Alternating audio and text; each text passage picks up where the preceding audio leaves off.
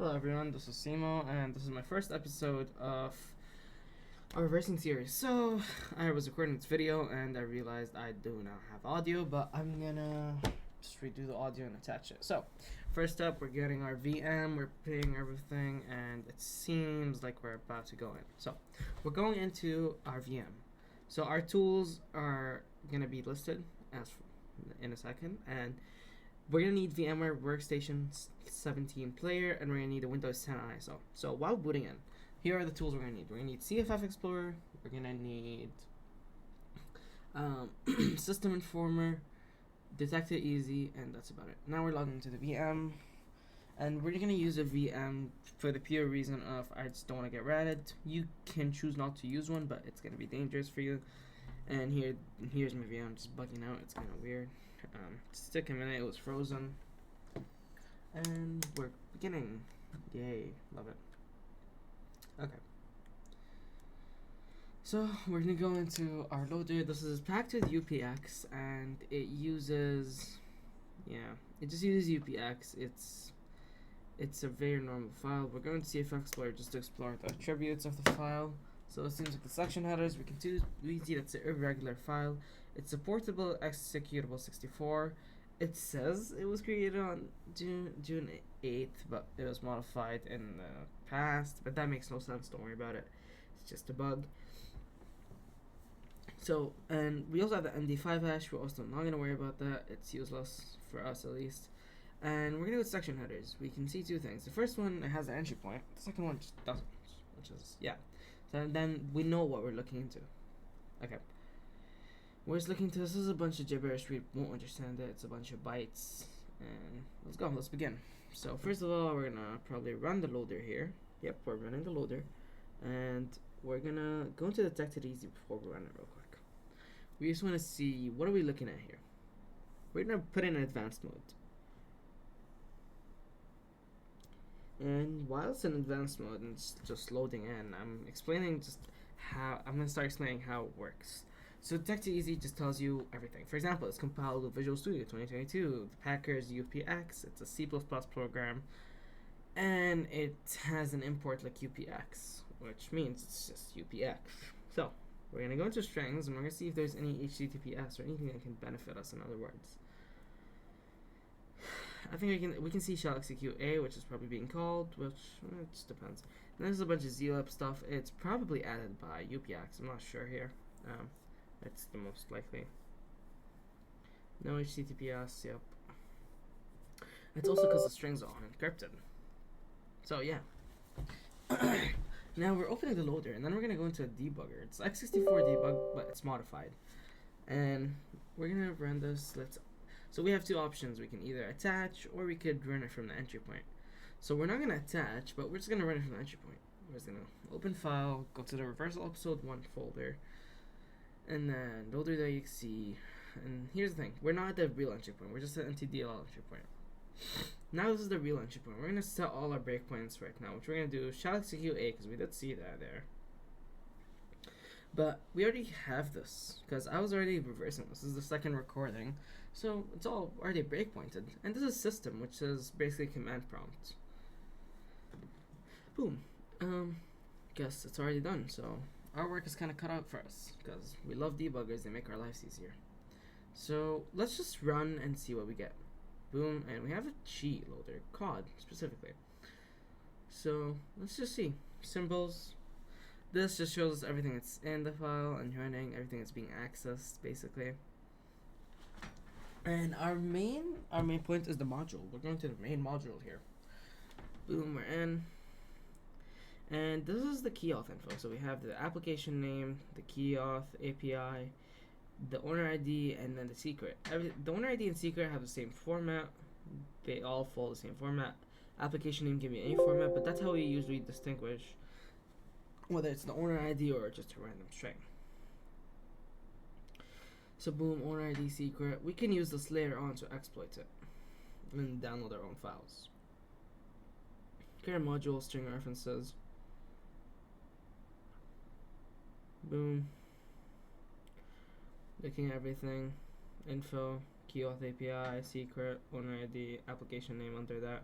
And then we have a 6-digit number. What is this? It's the file ID from Kioth, the Kioth download function. They use it to download their cheap product, most likely. What does this mean? It means we can use this later on for our own advantage. So we're gonna go into the Kioth library. First is the Kioth init. We can see the modify function, a thread being created, and it's gonna be the delay execution thread we're about to look at. Yep, delay execution, it's right there, and yeah. Now we're not gonna worry about this too much because it doesn't seem to be causing any issues because we already have our breakpoint set. So we don't need to mess around here too much. So now we can see it's the hash, sense key, and then owner ID, the name, all that. We can see it all being there. Boom, we have login, same thing, password, hardware, session ID, and name, owner ID. And we're gonna go search up for license. We're gonna look at license because this is using a license format only. So hardware, session ID, name, owner ID. That means they're gonna be called every time we use Kioth. So we're gonna search up the name of the application. So we're gonna select them all, and then we're gonna breakpoint so we can see what's happening. At breakpoint, we did F2 here to breakpoint. We're gonna just enter a key real quick because we wanna get the function activated.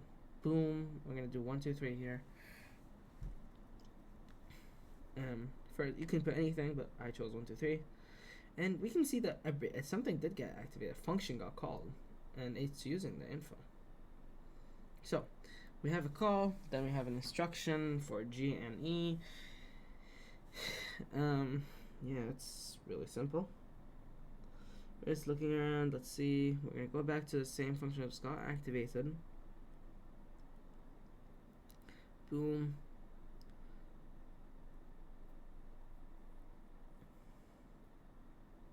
Now we're gonna go into our x64 spreadsheet, which I do give to people. You can use. It's not made by me. It's by university.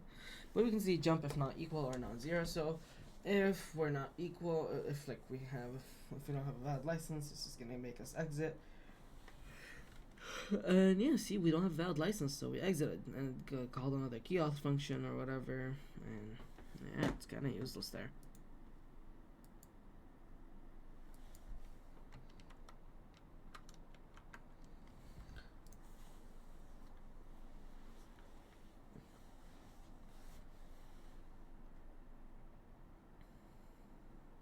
So we're gonna breakpoint everything again. We're here.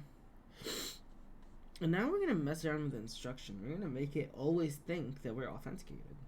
So this is a call which we can just call no operation on, and boom, it kind of just logs us in because it always returns true.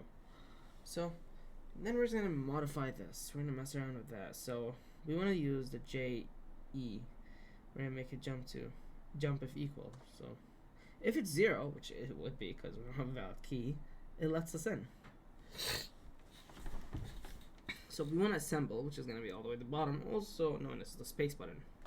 So we want to make sure we're keeping the size, filling with ops, and using XED parse. When it switches to JE, jump if equal to 0. Okay. And then we're going to click OK. So boom. And we're just going to, just go on. Boom. And we got another Kioth call. Well, that's the file ID. We didn't get that before when we had an invalid key. So we're past the authentication. Now they want to download the cheat module. So we don't have a key, so we can't download it as it checks it on the server side. So for now, we're just gonna ignore it and forget it altogether. I'm gonna click enter, go past that, boom. And remember how we breakpointed system? We're about to see that come in again. Boom, system breakpointed, and then we see a clear screen. They want to clear the screen. Why? Probably to load something or show us something. Boom. Oh, boom. I guess it's cracked now. And it's going to keep giving us the system calls because it's doing a very weird thing. The weird thing in question is that they keep clearing the screen just to do a single animation. It's kind of stupid. Look at that. Boom. Clear screen. As much as that. And yeah, that's about it. And now we're going to keep going. And we have all the breakpoints, but we're just gonna restart the app and show you the other way we can crack this, which is just by removing the call instead of messing with it and making it basically jump if equal to 0, if equal, or if it's 0. So we're gonna breakpoint everything real quick. F2. Enter a key. We're gonna split 1. Oh well, I jumped to the wrong call. Back in again. Call. And here, instead of doing anything, we're gonna make it NOP. We're gonna put a no operation on it, so it just always gives us the return value, which is true. And now key auth download again. Boom, that means we did it properly. And boom, cracked. So that's 2 ways I've showed you how to crack it. In the next video, I'll show you how to crack it a 3rd way. Now we're just gonna deattach for a sec.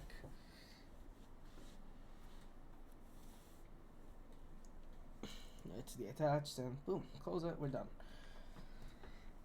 So here's what we're gonna do. We're gonna look into the file once again. We're gonna put it into VirusTotal just to make sure we didn't just run malware. We usually do this before, but we can do it after too. Relations bundled files. We need the login. We're just gonna ignore that. But I think we see a dropper and we see a few things. And for now, it doesn't look like malware.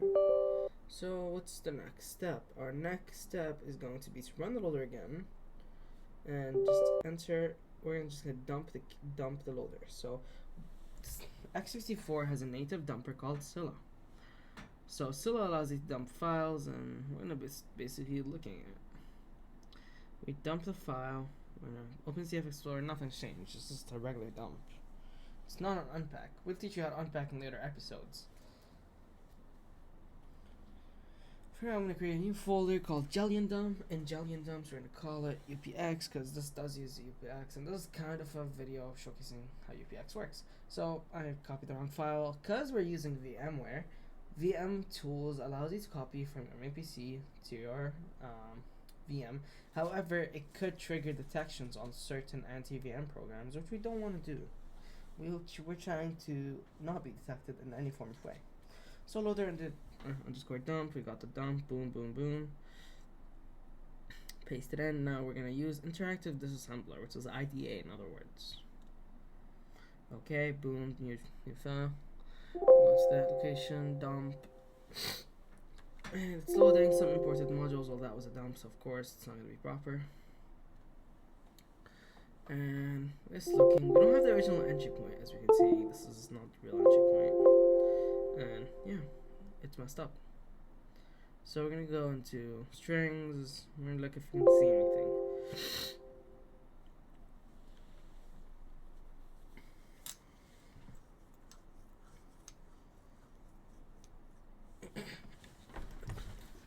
We see shell execute A, and we see a bunch of KD mapper or KDU files, which is, kind of weird because I didn't see them give me a KDU file, which could mean it's embedded in memory. So boom, okay, and now we're just gonna grab detected easy once again, and we're gonna do it on the main PC this time, just because everything's on the main PC. Now, as long as you don't run the file, you're not risking malware, so you're fine. Extractor. And now we can see some files instead of the zlib files because it's now dumped. Dump all. We're gonna create a folder called dumps. Boom. Ooh, I see a new exe and a driver. So this exe is known as KDU, or the kernel driver utility. So the kernel driver utility, what does it do? In other words, it just maps drivers for you, so you can. It puts them into kernel space. And manual maps, I guess. That's the simplest way I can put it. So boom, we have the driver. Now we want to see what the driver actually is. It's probably NowDrive, because they are using Face Injector, which was obvious the moment I saw those 2 files. Boom, yep, NowDrive. And yeah, that's it. We got it. Okay, we double check what it was. And we have the dump, we have everything. Now it's gonna enter everything. Okay. We're gonna use a string extractor, and also known as a string decryptor.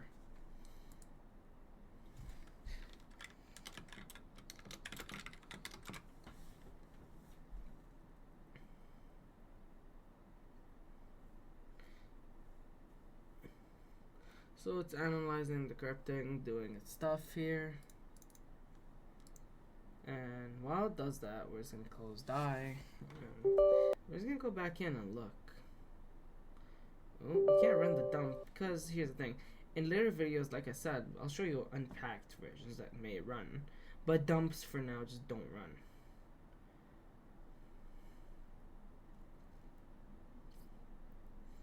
Yeah, it does take a while. I felt kind of stupid because I recorded everything and then just realized I didn't have my audio on. And here there's nothing useful, it's all just a bunch of dead junk. We also just see some things, it's like some attempted form of protection, it's CMD kill files, and yeah, task kills. It's kind of useless, honestly. That's about it. Other than that, guys, I hope you enjoyed the video, and I'll just be kind of fast forwarding a bit, looking through files, and I'll realize that we kind of find nothing useful, nothing HTTPS, no files being executed, nothing else. So the file's clean. Have a good day. Enjoy.